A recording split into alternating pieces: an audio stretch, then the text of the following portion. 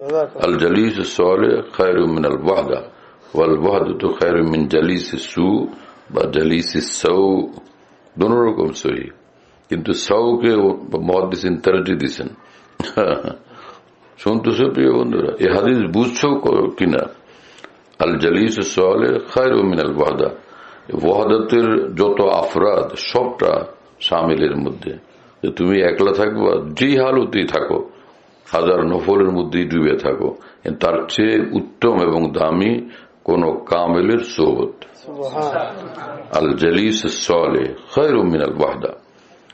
আর যদি এরকম কোন কামেল লোক না পাও যিনি আল্লাহকে নিয়ে মশগুল, গায়রুল্লাহর গুনাহ থেকে পাক সাফ, এরকম যদি না হয়, যার জিন্দিগি মুলাব্বাস গুনাহওয়ালা, এসা লোকের থেকে আলাদা হইয়া একলা থাকা, এটা বেশি উত্তম।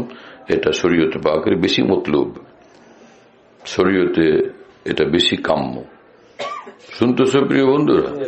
কেসা কেসা কথা তালিমে পয়গম্বর সাল্লাল্লাহু আলাইহি ওয়াসাল্লাম। আচ্ছা, মদিনা শরীফে আমার এক পীর ভাই মহিউদ্দিন মাওলানা শাহ আবরার রহসান রহমতুল্লাহ নিকট গেলেন।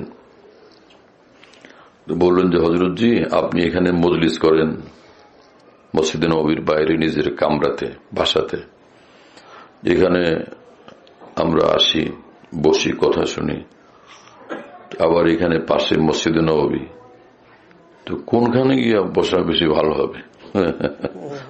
আপনার মজলিসে নাকি মসজিদে নববী থেকে বসে থাকলে ভালো হবে? হ্যাঁ, তো শাহর দুই কেসা আলেম আর কেসা আরেফ ছিলেন। কত বড় কামেলিনের দ্বারা তরবিয়ত প্রাপ্ত ছিলেন, ফয়েজ প্রাপ্ত ছিলেন।